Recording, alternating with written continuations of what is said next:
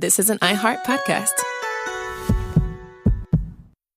Wells Fargo announced a new $20 million program in 2025, teaming up with nonprofits to support small business owners. That's how Wells Fargo is helping strengthen small businesses and communities. Wells Fargo, the bank of doing. Learn more at wellsfargo.com/say-do.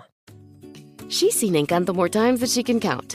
And she can count to 10. She mentioned Mirabel in every conversation. But the moment she actually met Mirabel, she was speechless. That's pura magia. Find yours at Walt Disney World Resort. 5 years, 10 months, and 2 days. That's how long it took to grow the 38 inches to ride on Cali River Rapids. But the moment the wait finally ended, that was pura magia. Discover it at Walt Disney World Resort. Hello, from Wonder Media Network, I'm Jenny Kaplan, and this is Womanica. This month, we're talking about women of the wheel. Icons who turned motion into momentum and spun their legacies on spokes, skates, and potter's wheels. These women harnessed the power of the axle, pushing their crafts and professions forward through their works and lives. Public transportation has long been a site of civic demonstration. Figures like Rosa Parks and Claudette Colvin in the 1950s demonstrated their rights by refusing to give up their seats. And almost a century before Parks and Colvin, a different woman led the fight towards desegregation on the trolley lines of Philadelphia. Please meet Caroline Lecount. Caroline Lecount was born in South Philadelphia around 1946. Her parents' values set the foundation for what would be a civically engaged life.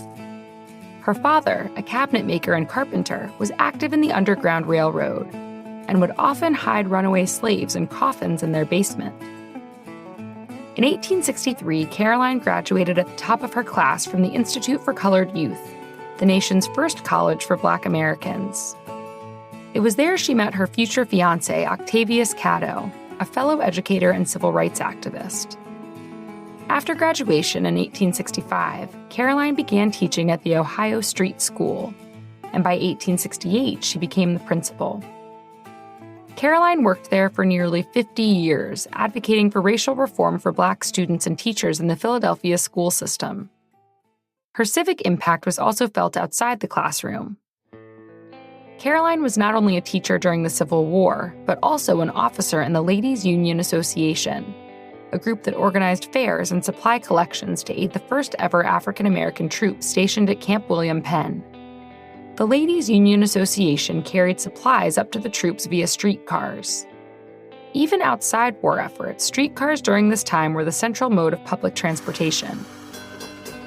But Philadelphia streetcars often refused equal service to Black riders.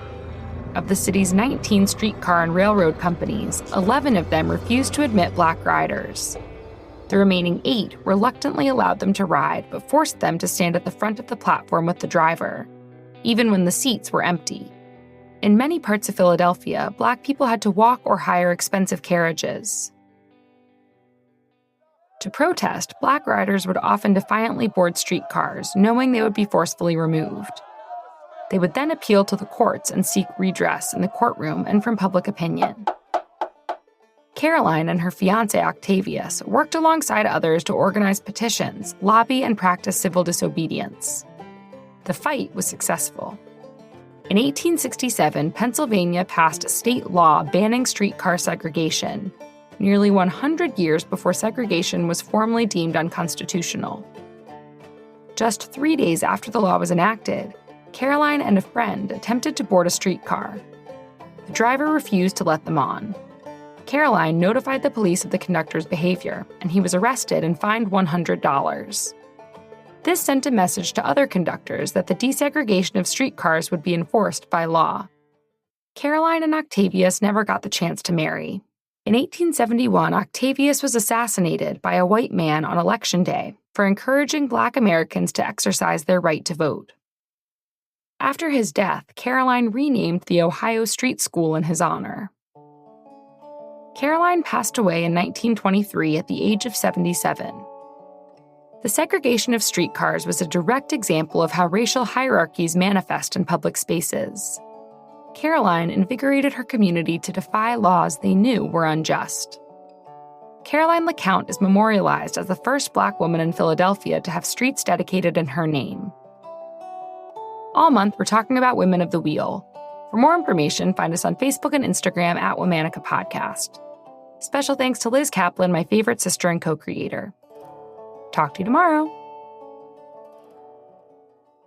Hey guys, it's Erin Andrews from Calm Down with Erin and Carissa. So when the pressure's on, you remember the people who helped you get this far, whose knowledge guided you and whose care kept you grounded. For me, it was my dad, my mentor, who believed in me when I was just getting started in journalism. A real-life example that showed me when you work with someone who knows a lot and cares even more, you're unstoppable. At Truist, that's exactly how they approach banking. Truist, leaders in banking, unwavering in care. See what knowledge and care can do for you at truist.com/unstoppable.